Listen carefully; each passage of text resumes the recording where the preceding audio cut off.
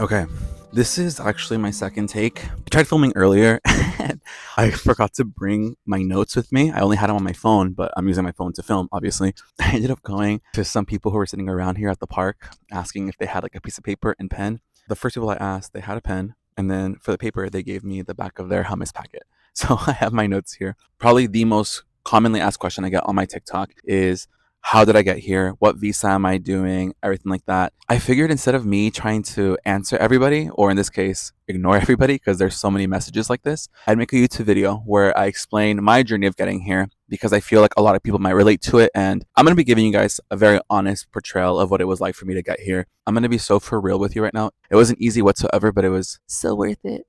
If you came from my TikTok, hey, how's it going? Thanks for showing up here. And if you're new here, my name's Cielo. I'm a queer Mexican American from San Diego, California, and I moved abroad to Barcelona about 3 years ago. I just got approved for my residency a couple weeks back, but I'm here for the long haul. I'm here because I want to live here for the rest of my life. These are 7 tips for anybody who's considering moving abroad. If I had to start all over again, these are the tips that I would definitely follow when moving abroad. Tip number 1, don't tell a fucking soul what you're planning on doing. When you're planning on making a move as big as moving abroad or moving to a new city, people will often project their own insecurities onto you, whether they want to or not. My mom was stressed out about it. My sister thought it wasn't a good idea. And my sister-in-law straight up told me that she was going to laugh at my face when I went and then came running back, which is fucked up. Obviously, like my mom, my sister, and sister-in-law weren't saying that stuff to be malicious or mean. They were simply worried for me. They all thought I couldn't do it, which is precisely why I had to do it. For context, I have struggled with social anxiety and depression for a large majority of my life, and I've been seeing a therapist for a long time for it. And for them, the idea of me moving abroad to an entirely new country all by myself seemed like something that I wouldn't be able to handle. However, as much as I appreciate their concern, I did not share those same concerns because after 5 years of therapy, I felt like I was able to do something as big as move abroad. And I wanted to challenge myself and prove to myself that I could do this. People can put on a lot of their fears and insecurities onto you, which can dissuade you from even starting in the first place. If you really are about doing a big accomplishment for yourself or a big goal, like moving abroad or moving to a new city or doing something big, do not tell anybody. My second tip is to trust your gut. Trusting your gut is going to build you a lot of confidence, especially when you're in a brand new country where you don't have anyone else to rely on and you're on your own. At the end of the day, all you're going to have is yourself. One day I was in therapy and my therapist had me do this new thing I'd never done before. She had me put on these headphones that were playing, like listening to like spa music, lying down with my eyes closed while she would guide me into tapping into my subconscious thoughts. Initially, we would do a couple rounds of this where I would just say whatever thought came to my mind or what images popped up in my head. And at one point, I thought about a flower in a pot. Upon thinking about it more, I noticed that the flower was outgrowing its pot. The moment I realized this, I like shot up, took off the headphones, and I told her, I think I need to move. For some context, I was living in Long Beach, California for 2 years for college, where my confidence really grew. My queer identity, my confidence, my interests and hobbies all started coming to light, and I felt like I really understood myself. But after graduation, I moved back home to get my first corporate job. And after living at home with your parents, as nice as it is, I felt like all the confidence and independence I'd gained from being in college kind of stagnated, if not evaporated, because when you're living with your parents, they treat you like a kid. I can be spiritual in that way where I think I get signs from the universe. And I feel like in that moment, that subconscious thought that had been under the surface and probably bubbling for about a year since moving back home really came to light. I know that sounds really like woo woo, but and I realized that if I wanted to continue to grow spiritually, emotionally, everything as a person, I could not stay in my hometown. There's that phrase, how do you expect to grow into the person you want to be when you're still living in the environment that grew the old version of you?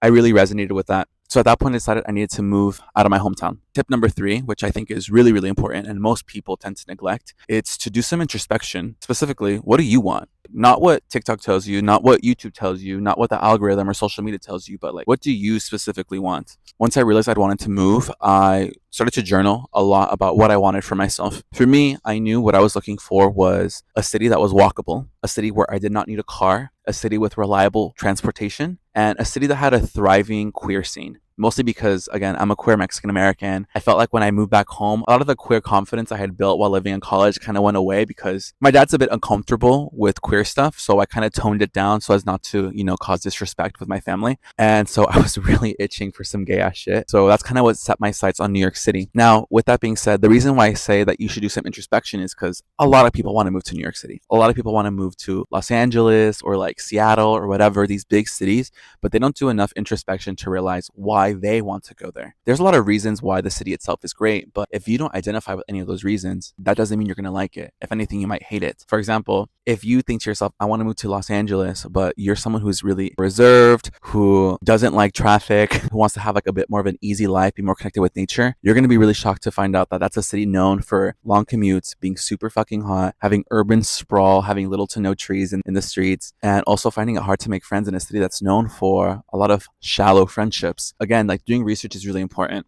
Anyways, I made my plans. Plan was for me to move to New York City in March 2020, which if you were alive during that time, that's when COVID fucking started. So basically that plan went out the window. Because of COVID, I had to stay at home for another year and a half. And during that year and a half, everything that I thought I wanted for myself kind of flew out the window. I thought I really wanted to like be a corporate girly and like climb the corporate ladder and everything, which is part of the reason why I had also chosen New York City. With all that time, I realized I wanted to live a bit more of a comfortable life. I feel like I had hustled so hard as a first gen student, trying to save up money. I graduated debt free, and that was not fucking easy. I had to save up a lot of fucking money, sacrifice a lot of fun moments with friends, and sacrifice a lot of time to study. So I wanted to, it's kind of like live life a little bit and experience some fucking joy, dude. After doing some more introspection, I decided that I wanted to do something else besides New York City. So one day, I actually got a TikTok that said, "This is your sign to move abroad and teach English in Spain." And I was in a manic episode when I saw it. So I really thought to myself, you know what? Spain has walkable cities, has good, reliable public transportation, also has a thriving queer scene, specifically Barcelona. And on top of it, people in Spain speak Spanish. And although I was a no sabo kid at the time,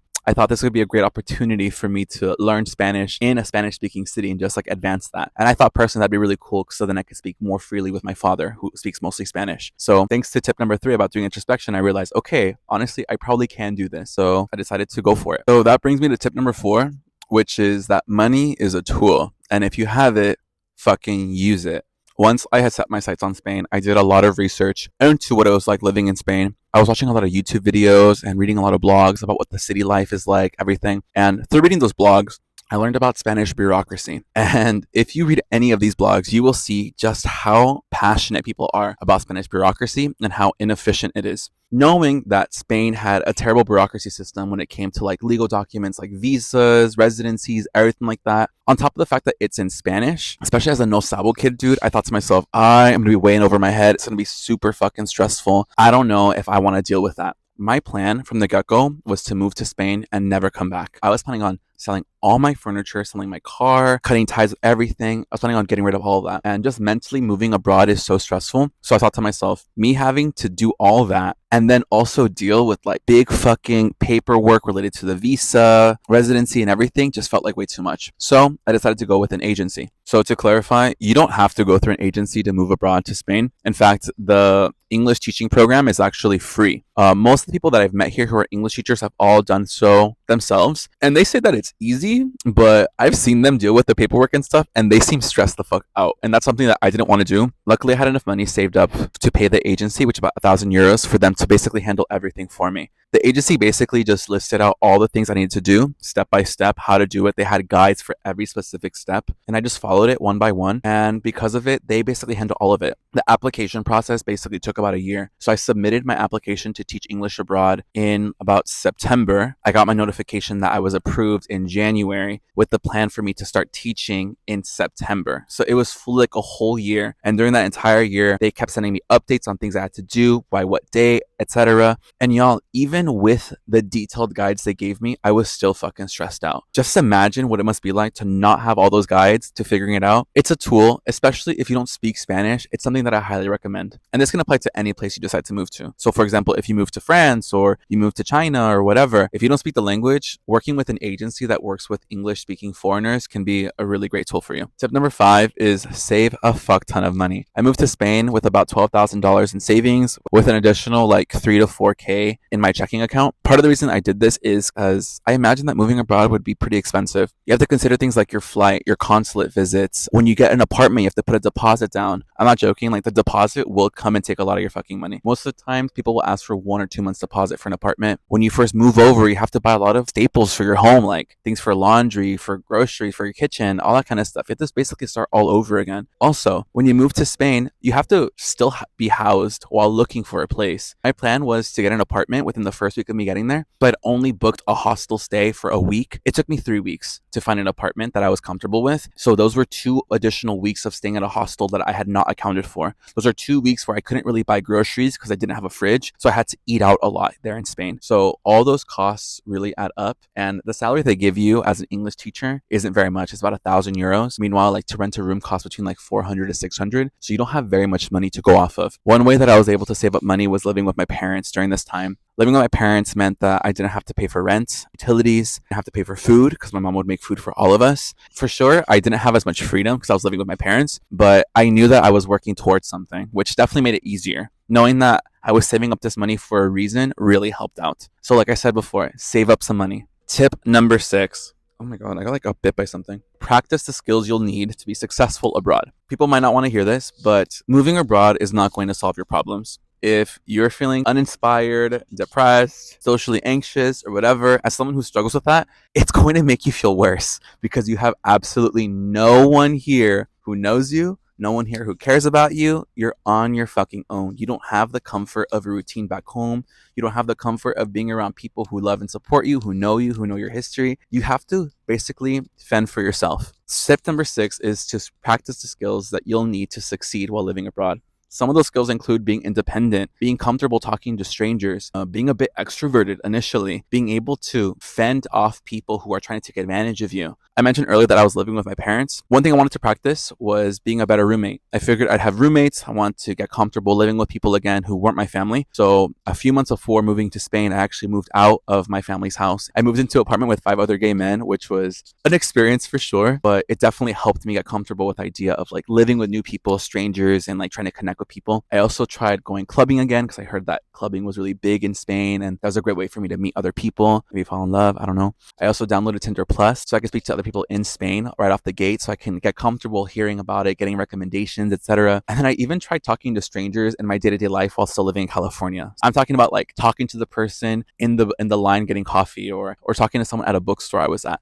Oh, another thing too is like building a routine. When you're moving abroad, so much of what you're experiencing is brand new, and that can feel very unsettling. So I was practicing a lot on building a routine that I could replicate while being in Spain. I felt that could be the source of comfort that I could have while treasuring a brand new fucking territory, a brand new fucking country. So for example, I was making myself breakfast every morning, doing yoga, going on walks, journaling, just so that I have a routine that I could implement while I was in Spain. That was really helpful when I moved abroad, for sure. About 2 months before I officially moved abroad to Spain, everything was set in stone. I had my flights booked. I was given the school I'd be teaching at in Spain. All of it was officially ready to go. I found myself crying a lot. I was fucking scared, dude. Even with all the things I had just told you, I was still fucking scared. Moving abroad is not fucking easy, and someone who tells you that it is fucking lying to you. Don't trust TikTok. Don't trust people on YouTube who are saying like, oh my God, guys, it changed my life. It was everything. It does change your life, but it changes your life by putting you in such a discomfort that it forces you to grow. And for a lot of people, it's very difficult. My 7th tip is decide if this is really what you want, because there's going to be a lot of unexpected costs that you'll have to pay in order to move abroad and build that life that you want. My biggest cost that I had to pay was my family. I'm Mexican American. Family is a huge value that was taught to me since I was a kid. Some of my earliest memories are me playing with my mom's hair in bed, while watching TV with her, us having carne asada every Saturday with my family. They'd come over with my cousins. Me and my cousins were hanging out almost every single week to like eat food, play Mario Kart and everything. And me moving abroad to Spain means that I would be thousands of miles away, and also with a 9-hour difference. That meant that my ability to communicate with my family would be very limited, and I had to really reckon with myself and decide, is that something that I'm willing to pay to live a life abroad? Second thing is weighing if you can handle it. Like I mentioned before, you're going to be absolutely on your own. I've met a lot of people here who were moving abroad, and many of them go through depression in their first few months of moving abroad because they're all by themselves. They feel lonely. They're around a bunch of strangers. Everything's brand new. They're not acclimating well. They're not making friends as fast as they thought they would. And these are all things that almost everybody experiences, myself included. I can't even imagine what it must be like not even speaking a little bit of Spanish. Like, I spoke a good amount of Spanish before going to Spain, so I was handling pretty okay. That's something you need to consider. If you're willing to put up with that discomfort, that sadness, that homesickness, because it can be a lot to go through all by yourself, especially in wintertime. In winter, a lot of people couldn't go back home because they hadn't gotten their form allowing them to leave Spain and come back. So they were dealing with the holidays all by themselves, and a lot of people were fucking sad, y'all. Especially if you're dealing with mental health issues, that's something you really ought to consider before moving abroad. You also should consider any opportunities you may give up because you'll be based in Spain. For some people, it might be, man, maybe I won't explore that relationship with the cutie at the cafe shop because I won't be here anymore. Maybe you have a long time relationship with somebody, and when you move abroad, you might love it, and you might decide for yourself, I might not want to go back home. So that might be the dissolution of your relationship. For me, two of the big opportunities I had to give up were monetary opportunities. I was working at this internship managing this company's TikTok account. About 2 months before I was moving, I got pulled to the side and they let me know that that internship was over, but that they loved my work and they were offering me a really great salary to work for this company. And I had done a lot of research on Glassdoor, and basically this company was really fucking great. They had really great benefits. I got along great with my manager, and I had to tell them, no, I don't want this job, because I want to go to Spain. But looking back, what they were offering me is substantially more than what you'd ever get offered in Spain, just because the salaries are way different. So that's a cost I had to incur. Again, just consider the costs associated with moving abroad. So my last tip is remind yourself why you're moving out here. I know that with everything that I said, that moving abroad can seem like a really daunting, scary, and uncomfortable process, but if you really want this, you have to be grateful for every single step along the way and enjoy the journey. I know for me, every step that I accomplished getting there, I remember just thinking to myself, this is why I'm doing it for Spain. I'm doing it for Spain. I'm doing this for me. I bring up my mental health a lot in this conversation because for me, when I think about myself, when I first got diagnosed with social anxiety and depression versus who I was at that moment before I moved abroad, I could not believe that I was doing something like this. I was doing it to prove to myself that I could do it. Not only that I could do it, but that I fucking deserved it. When things were difficult, when I was crying, when I was unsure, when I had a lot of doubts, I just kept telling myself that I'm doing this for me. This was a gift to myself. And yes, it'd be uncomfortable. Yes, it'd be difficult. Yes, I'd be on my own. But yes, I would be proving to myself that I could fucking do it. When I got to Spain, y'all, it was a fucking dream, dude. Never been in a more beautiful place. I mean, this is a park that's by my house. This is fucking insane. This is where I fucking live. And every single day, I try to be grateful for where I'm at. Immigrating to Spain has been one of the most challenging things I've ever done in my fucking life. What's allowed me to keep moving forward is by being grateful. Bitch, I'm in fucking Spain. When I think about it, I'm like, dude, I'm in fucking Spain. I can't fucking believe that. Growing up, I was a low income first gen Mexican American who's also queer, dark skinned, feminine. Bitch, I had the odds stacked against me. So for me to fucking be here was such a fucking blessing. And to think to myself, I got myself here. Every single day, I try to be grateful. Every single day, I look at the architecture, at the buildings. I think about how far I've gotten. And it just reminds me that all the stuff that I've been through to get to this point has been worth it. So those are my 7 tips. If you watch this all the way through, I really fucking appreciate you. It took a lot for me to actually film this video because I haven't posted in about a year, mostly because a lot of people were talking to me about what I should and shouldn't post, and it really influenced me and my decision to stop posting for about a year. Honestly, it had a pretty negative impact on me. So if you're seeing this, that means that I'm on my way. I'm trying to post more often. This past week, I've been stockpiling a lot of TikTok videos so that I could post consistently, even if I didn't film a video one day. Today, I woke up feeling pretty anxious, and my mind was trying to convince me to not film a YouTube video today, but I told myself, no, let's fucking do it, whatever. So I got dressed begrudgingly, and I ended up filming the whole process of me coming here to this park. And I was filming at one point and I noticed this woman was staring at me. My first thought was, oh, she must have seen me recording. I must have made her uncomfortable. Let me put my phone away. When I lined up behind her at the coffee bar, she turned to me with this big smile and was like, haven't I seen you on TikTok?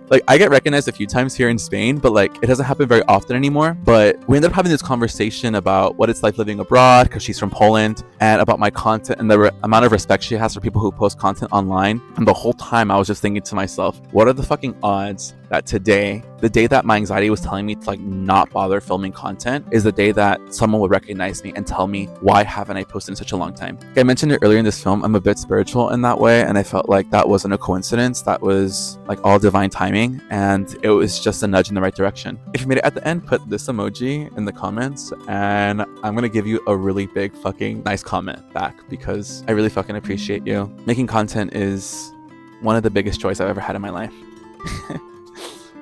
It really is. And the fact that I was able to build a community on TikTok, it means so much to me. So thanks again, and I'll see you guys next time.